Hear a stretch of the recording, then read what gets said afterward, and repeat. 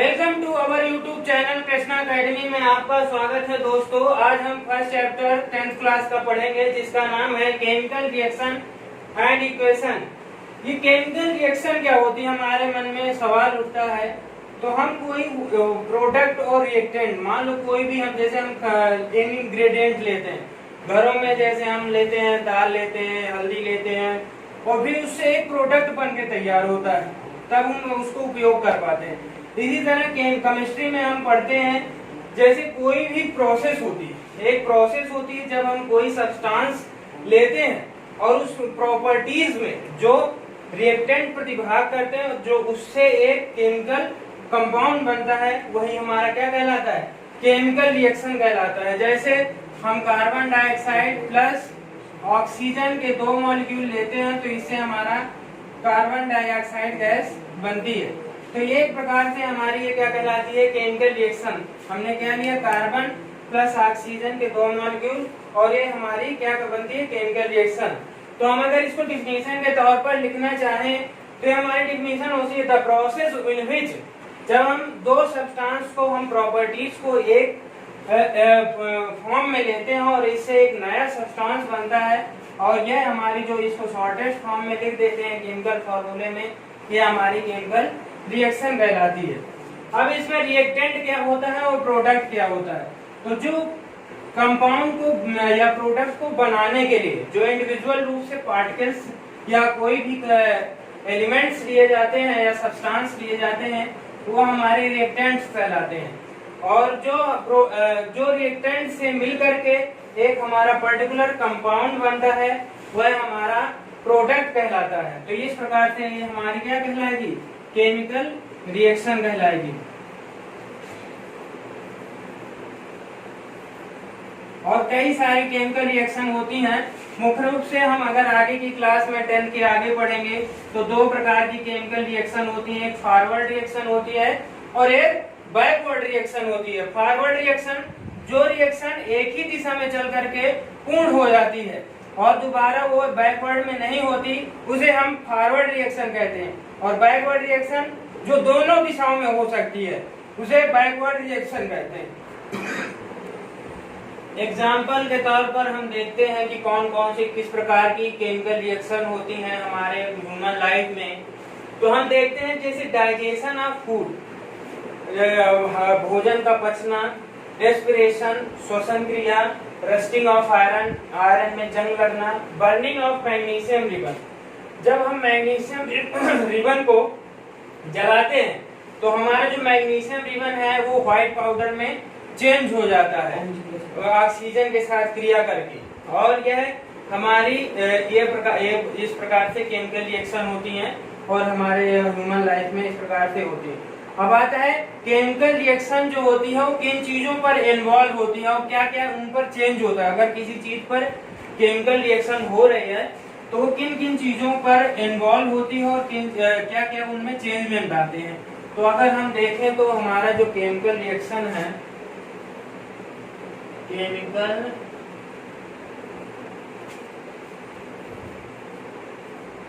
Reaction involve,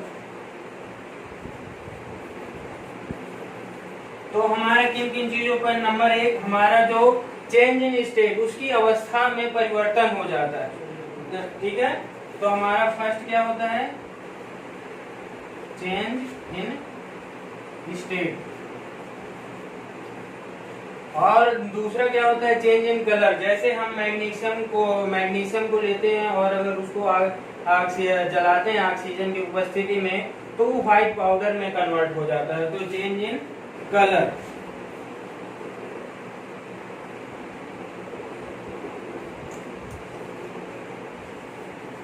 और हमारा change in temperature, विभिन्न रिएक्शन होती हैं जो अपने पर्टिकुलर टेम्परेचर पर ही हमारी वो रिएक्शन करती हैं। जैसे हम आगे चल करके पढ़ेंगे चेंज इन टेम्परेचर, कई सारी ऐसी रिएक्शन है जो हमारी एक पर्टिकुलर टेम्परेचर में ही वो कैटालिसिस के कारण ही वो चेंज होती हैं। अब आता है, अगर हम कोई केमिकल रिएक्शन कराते हैं तो उनसे हमारी क्या होती है, गैस इन्वॉल्व होती है, तो हम उसको इवोल्यूशन ऑफ गैस कहते हैं। Evolution of gas. तो ये विभिन्न क्रियाएं होती हैं जिससे हमारा केमिकल रिएक्शन इन्वॉल्व होता है और ये विभिन्न घटनाएं होती हैं, तो हम मान के चलते हैं कि वो हमारी केमिकल रिएक्शन हुई है। 3 स्टार्ट। हाँ, अब केमिकल इक्वेशन क्या होती है इसके बारे में जानेंगे। अभी तक हम केमिकल रिएक्शन के बारे में जान रहे थे। तो केमिकल इक्वेशन क्या होती है? A chemical reaction can be represented by chemical equation. तो हम कोई भी केमिकल रिएक्शन को हम उसको सिंबल अथवा एलिमेंट के रूप में, केमिकल फॉर्मूले के रूप में जब हम रिएक्टेंट और प्रोडक्ट को रखते हैं, वही हमारा जो फिजिकल स्टेट होता है वह हमारा क्या कहलाता है? Chemical equation. जैसे कि मैंने अभी पहले बताया था, जब हम मैग्नीशियम को ऑक्सीजन के साथ बर्न करते हैं तो उससे हमारा क्या बनता है? मैग्नीशियम व्हाइट पाउडर में कन्वर्ट हो जाता है। और जैसे हम ले लें 2 मैग्नीशियम मॉलिक्यूल्स ले लें प्लस O2, तो ये हमारा बन जाएगा 2MgO। तो ये क्या हो जाएगा? मैग्नीशियम ऑक्साइड बन जाता है। तो ये सारा का सारा हमारा क्या कहलाएगा? ये हमारी जो रिएक्शन कहलाएगी वो हमारी केमिकल इक्वेशन कहलाएगी। हम इसको मैग्नीशियम को हम Mg से रिप्रेजेंट करते हैं, ऑक्सीजन को O, और इसमें हम 2 मॉलिक्यूल लिए हैं, तो ये हमारा क्या बन जाएगा? Magnesium oxide. तो ये हमारी क्या कहलाती है? केमिकल इक्वेशन कहलाती है। और इनको हम जितने भी हम केमिकल इक्वेशन लिखते हैं उनको हम सिंबल के रूप में रिप्रेजेंट करते हैं। और यह हमारे केमिकल सिंबल और जो हमारा नंबर ऑफ मॉलिक्यूल जो एलिमेंट के होते हैं रिएक्टेंट के, और नंबर ऑफ प्रोडक्ट के एलिमेंट बराबर होने चाहिए।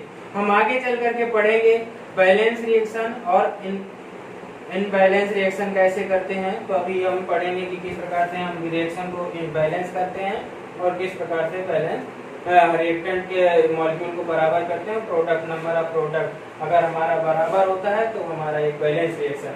इसमें अगर हम देखें तो मैग्नीशियम के 2 मॉलिक्यूल, ऑक्सीजन के 2 मॉलिक्यूल, तो यहाँ पे ऑक्सीजन के कहीं ना कहीं कम है, तो ये एक प्रकार से एक बैलेंस रिएक्शन नहीं है। तो हम आगे चल के पढ़ेंगे कि बैलेंस रिएक्शन को बैलेंस करने के लिए हमें कोई भी इक्वेशन को क्या क्या हमें जरूरत होती है, तो उन पर हम आगे चल करके ध्यान देंगे। हम करेंगे बैलेंस रिएक्शन, किस प्रकार से हम रिएक्शन को बैलेंस करते हैं। तो सबसे पहले बैलेंस केमिकल इक्वेशन को करने के लिए हम कोई भी एग्जांपल ले लेते हैं। जैसे हम ले लेते हैं फेरिक Fe प्लस H2O, तो ये हमारा बनेगा Fe3O4 प्लस H2। अब हम इसको देखते हैं स्टेप मेथड। 2 प्रकार के मेथड होते हैं, कि हिट एंड रन मेथड और एक होता है स्टेप बाय मेथड।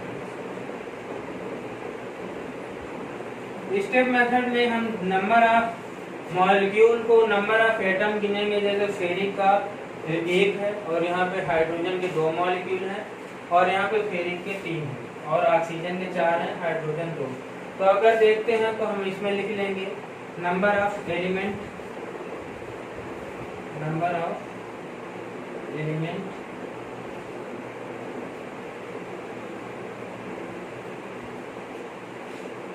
और यहाँ पे नंबर ऑफ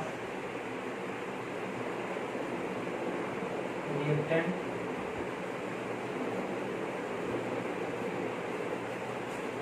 और ये हो जाएगा नंबर ऑफ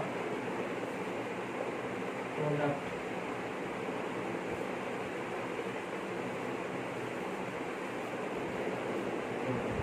ये हम देखेंगे कौन कौन से नंबर ऑफ एलिमेंट हैं। जैसे फेरिक है, Fe, हाइड्रोजन है और ऑक्सीजन। यही 3 मुख्य रूप से इसमें इस केमिकल इक्वेशन में एलिमेंट। फेरिक के नंबर ऑफ मॉलिक्यूल रिएक्टेंट में कितने हैं? 1 है। प्रोडक्ट में कितने हैं? 3 है। हाइड्रोजन का देखेंगे तो हाइड्रोजन के रिएक्टेंट में कितने हैं? 2 हैं। और इसको और प्रोडक्ट में कितने हैं? 4 हैं। और इसी तरह हम ऑक्सीजन को देखेंगे। ऑक्सीजन के नंबर ऑफ मॉलिक्यूल रिएक्टेंट में 1 है, और इसी को प्रोडक्ट में देखेंगे तो नंबर ऑफ मॉलिक्यूल ऑक्सीजन के 4 हैं। तो अब हम दो प्रकार के मेथड से, अगर हमें डायरेक्ट मेथड से करना होता है हीट एंड रन मेथड से, तो हम इसको यहीं पे बैलेंस करके हम ऑक्सीजन को और फेरिक को, यहीं पे आयरन को बैलेंस कर लेते और एक ही स्टेप में हमारा हो जाता। अब हमें स्टेप बाय मेथड से करना है, तो इसके नंबर ऑफ एलिमेंट्स में हम, जैसे हम फेरिक को बैलेंस करना है, तो इसमें हम रिएक्टेंट में 3 का मल्टीप्लाई कर देंगे, और 3 का मल्टीप्लाई करने से तो ये नंबर ऑफ जो रिएक्टेंट है, जैसे फेरिक के 3 है, तो यहाँ पे थोड़ा सा ये नंबर ऑफ प्रोडक्ट में जो हाइड्रोजन है वो 2 है। तो हम अब हाइड्रोजन और फेरिक को बैलेंस करना है, तो इसमें हमने नंबर ऑफ रिएक्टेंट में 3 का मल्टीप्लाई कर दिया, और जो हम अगला हमारा जो नंबर ऑफ एलिमेंट रिएक्टेंट में हो जाएंगे फेरिक के, तो हम आगे चलकर इसमें अब हम सेकेंड स्टेप में आएंगे, और सेकेंड स्टेप में हमने अभी फेरिक को बैलेंस कर लिया था 3Fe, तो Fe3 हो गया, ठीक है। तो हमारा नंबर ऑफ, अब देखते हैं, तो हमारा जो ऑक्सीजन है नंबर ऑफ मॉलिक्यूल रिएक्टेंट में 1 है और नंबर ऑफ प्रोडक्ट में 4 है। तो अब हम इसको बैलेंस करेंगे, तो ये नंबर, अब देखते हैं कि हमारा जो फेरिक है वो भी हमारा बैलेंस है, हाइड्रोजन भी बैलेंस है। देखते हैं ऑक्सीजन में रिएक्टेंट में 1 है और प्रोडक्ट में 4 है। तो इस प्रकार हम देखते हैं कि ये बैलेंस ऑक्सीजन नहीं, तो ऑक्सीजन को बैलेंस करने के लिए हम इसमें 4 का मल्टीप्लाई कर देंगे, तो नंबर ऑफ रिएक्टेंट और नंबर ऑफ प्रोडक्ट हमारा सेम हो जाएगा। और अगर हम इसको लिखते हैं तो हमारा हो जाएगा, अगली इक्वेशन जो हो जाएगी 3Fe plus 4H2O equal to हो जाएगा हमारा Fe3O4 प्लस H2। तो हम इसको देखते हैं, जैसे ही हमने इसको बैलेंस किया तो हमारी जो हाइड्रोजन है वो अपने आप में उसकी जो बैलेंस पावर है वो बढ़ गया। जैसे हाइड्रोजन आपके यहाँ रिएक्टेंट में कितना हो गया, 8 हो गया, और यहाँ पे 2 हमारे मॉलिक्यूल है। तो हम अगले स्टेप थर्ड में इसको हम बैलेंस करेंगे। तो हम देखते हैं स्टेप थर्ड में जो हमारे हाइड्रोजन अभी तक दोनों में बैलेंस था, लेकिन हम ऑक्सीजन को बैलेंस कर रहे थे, तो हमारे ऑक्सीजन को बैलेंस करने में हमारे हाइड्रोजन के मॉलिक्यूल ज्यादा हो गए। तो नंबर ऑफ रिएक्टेंट में हमारे मॉलिक्यूल जो हाइड्रोजन के हो गए 8 हो गए, तो प्रोडक्ट में हम नंबर ऑफ मॉलिक्यूल हमारे हाइड्रोजन के कम है, तो इसमें हम 4 का मल्टीप्लाई कर देंगे, और वो हमारा नंबर ऑफ एलिमेंट हाइड्रोजन के भी सेम हो जाएंगे। तो हमारे नंबर ऑफ एलिमेंट, जैसे हम अगली इक्वेशन हम लिखेंगे, तो हम बैलेंस रिएक्शन एक प्रकार से हो जाएगी हमारी, तो हमारी हो जाएगी ये 3Fe plus 4H2O equal to Fe3O4 plus 4H2। तो ये हमारे एक प्रकार से number of molecule equal to number of जो number of reactant equal to number of molecule में दोनों में ऑक्सीजन और फेरिक ऑक्साइड और ऑक्सीजन की संख्या बराबर होगी। जैसे यहाँ पे 3 फेरिक के मॉलिक्यूल हैं, तो यहाँ भी हैं। ऑक्सीजन हमारे 4 मॉलिक्यूल हैं, तो यहाँ पे भी हैं। हाइड्रोजन के 8 मॉलिक्यूल हैं, तो हाइड्रोजन के, तो ये हमारी एक प्रकार से क्या कहलाएगी, बैलेंस केमिकल इक्वेशन। तो इस तरह से हम स्टेप बाय स्टेप इसको रिएक्शन को सॉल्व करेंगे, और इसे हम कह देंगे कि ये बैलेंस रिएक्शन है। अब हम देखते हैं कोई भी इक्वेशन को एक ही बार में सॉल्व करना है, ये कहलाता है हीट एंड रन मेथड। तो हम यही इक्वेशन को लिए हैं, जैसे फेरिक हाइड्रोजन, जो फेरिक हाइड्रोजन है, तो इसको हम जैसे नंबर ऑफ फेरिक के हैं 1 है, यहाँ पे 3 है प्रोडक्ट में, तो हम इसको हम एक ही स्टेप में सॉल्व कर सकते हैं। तो यहाँ पे नंबर ऑफ जो मॉलिक्यूल है रिएक्टेंट के, इसमें 3 का मल्टीप्लाई कर देंगे, और देखते हैं यहाँ पे जैसे ही हमारा ऑक्सीजन, यहाँ पे 4 मॉलिक्यूल हैं ऑक्सीजन के, तो यहाँ पे हम 4 का मल्टीप्लाई कर देंगे, और जैसे हम 4 का यहाँ पे मल्टीप्लाई करेंगे, यहाँ पे 4 का, तो हमारा ऑक्सीजन जो 4 हो गया, लेकिन हाइड्रोजन की संख्या 8 हो गई।